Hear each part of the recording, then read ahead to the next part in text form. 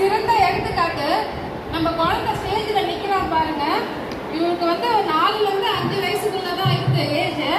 Eagle லெவிங்சன் academy அவங்க கிளப்ல இருந்து வந்திருக்க பையன். அவருக்கு பார்த்தீங்கன்னா வலது கையில வந்து சிலம்பம் பண்ண முடியாது, இடது கை